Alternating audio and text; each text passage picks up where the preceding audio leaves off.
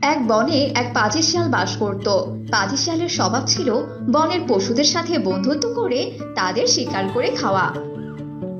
আর ওই বনে একটি ছোট্ট ঝিলের পাশে বাস করত এক হাসি এবং তার দুই ছানা। একদিন ওই বনের হালুক বাঘ একটি শিকার মেরে গুহার পাশে রেখে ঘুমিয়েছিল। ওই দিক দিয়ে যাচ্ছিল সেই পাজি শিয়াল। আমি চাইলাম যারে, ভাবে পাইলাম না তারে, সে এখন বাস করে পূর্বের জঙ্গলে। এমা, এটা আবার কি? আরে এ তো দেখছি হরিণ। ওরে বাবা, এখানে আমার বাঘ মামা দেখছি ঘুমিয়ে আছে। আহা, কতদিন হরিণের মাংস খাই না। বেটা মামু তো জব্বর ঘুম দিয়েছে। এই সুযোগে হরিণটি খেয়ে কেটে পড়ি। এই বলে পাজি শিয়াল হরিণটি খেয়ে ফেলে। আর তখনই বাঘের ঘুম ভেঙে যায়। বাঘকে ঘুম থেকে জেগে উঠতে দেখে পাজি শিয়াল বলে, আরে আরে, মামু তো জেগে গেছে। এখানে আর এক সেকেন্ডও থাকলে হরিণকে খাওয়ার অপরাধে এই বাঘ মামা আমাকেই খেয়ে ফেলবে। পালাই রে বাবা, পালাই। এই বলে পাজি শিয়াল সেখান থেকে পালিয়ে যায়। বাঘ পাজি শিয়ালকে দেখতে পেয়ে বলে, আরে আরে, এটা পাজি শিয়াল না? এভাবে দৌড়ে পালালো কেন? এ কি, আমার শিকার কোথায় গেল? ওরে আরামজাদা শিয়াল, তাহলে তুই আমার শিকার এভাবে চুরি করে খেয়ে গেলি? তোকে যদি কোনোদিন আমি সামনে পাই, সেদিন হবে তোর শেষ দিন। কত কষ্ট করে শিকারটা ধরেছি। এভাবে কেটে যায় সেই দিনটি।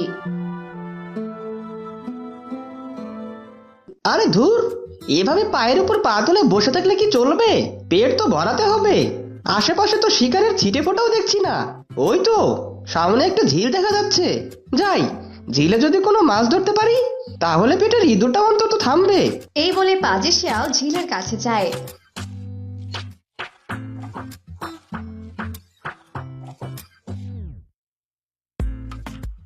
আর ঝিলের পাশে দাঁড়িয়ে থেকে দেখে ঝিলে অনেক মাছ।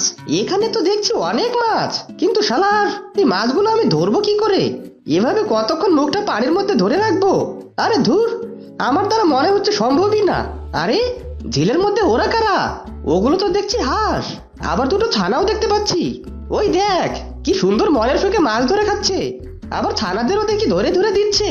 হাসিকে একটু ডেকে বলি, ও হাসি, হাসি, এই যে আমায় দেখতে পাচ্ছো? আমি শিয়াল গো। পাজি শিয়ালের ডাক শুনে হাসি তার ছানাদের নিয়ে তার কাছে আসে। কি ব্যাপার গো শিয়াল ভাই, কি হয়েছে? তুমি আমায় ডাকছিলে কেন? কি বলবে? যা বলবে ওই ডাঙায় থেকেই বলো। আসলে হাসি বোন, বনে খাওয়ার মতো কোনো শিকার পাইনি, তাই এই নদীর ধারে এলাম মাছ ধরতে। কিন্তু হাসি বোন, আমি তো মাছ ধরতেই পারছি না, বড্ড খিদেও পেয়েছে। তুমি যদি আমাকে একটু মাছ ধরে দিতে তাহলে আমার ক্ষুধা মেটাতাম। তুমি আমায় বিশ্বাস করতে পারো হাসি বোন, আমি তোমাদের কোনো ক্ষতি করব না। দয়া করে আমাকে কিছু মাছ ধরে দাও না গো। তোমার মতো পাজি শিয়ালকে সাহায্য করতেও তো আমার খুব ভয় হয়, কিন্তু এত করে যখন তুমি বলছো তাহলে ঠিক আছে, আমি তোমাকে মাছ ধরে দিচ্ছি। সত্যি হাসি বোন, একজন পাখি বোঝে পশুর দুঃখ। তুমি অনেক ভালো গো। এরপর হাসি নদী থেকে টপ টপ করে কিছু মাছ ধরে শিয়ালকে দিয়ে দেয়। শিয়াল মনের সুখে মাছ খেতে থাকে। আচ্ছা হাসি বোন, তুমি তোমার ছানাদের নিয়ে কোথায় থাকো? এই নদীতেই কি থাকো? তোমার কি কোনো ঘর নেই? আছে তো, আমার ঘর আছে। আমি ওই ছোট্ট গুহাতে থাকি। সন্ধ্যা হলে নদী থেকে উঠে গুহায় যাব। শিয়াল ভাই, তুমি রোজ এখানে এসো, আমি তোমাকে রোজ রোজ মাছ ধরে দেব। তাহলে তোমাকে আর না খেয়ে থাকতে হবে না। বোন বলে যখন আমাকে ডেকেছো, তখন এই বোন তোমাকে আর না খাইয়ে রাখবে না। সত্যি বোন, তোমার কথা শুনে আমার চোখে পানি চলে এলো। আজকাল নিজের কেউ এভাবে সাহায্য করে না, আর তুমি আমার নিজের কেউ না, তবুও এত করতে চাইছো। ঠিক আছে বোন, আজ তাহলে আমি আসি, কাল আবার এই সময় এখানে চলে আসবো। এই বলে পাজি শিয়াল সেখান থেকে চলে যায়। এভাবেই কেটে যায় কিছুদিন। হাসি রোজ শিয়ালকে মাছ দিত। শিয়ালও আর শিকার না ধরে সে মাছ খেত। এভাবেই রোজ শিয়াল মাছ খেতে খেতে একদিন বলতে লাগে, এই একই জিনিস খেতে খেতে মুখে আমার চড়া পড়ে গেছে। মাছ আর খেতে একদমই ভালো লাগছে না। মাংস খাওয়া হয় না অনেক দিন থেকে। শুনেছি হাঁসের মাংস নাকি অনেক সুস্বাদু। হাঁসের মাছ আর খাবো না, এবার ওর দুই ছানাকে খেতে হবে, তারপর বুদ্ধি করে ওকেও খাবো। যাই, নদীতে যাই, ভুলিয়ে ভালিয়ে ওর নাদুস নুদুস ছানা দুটোকে খেয়ে আসি।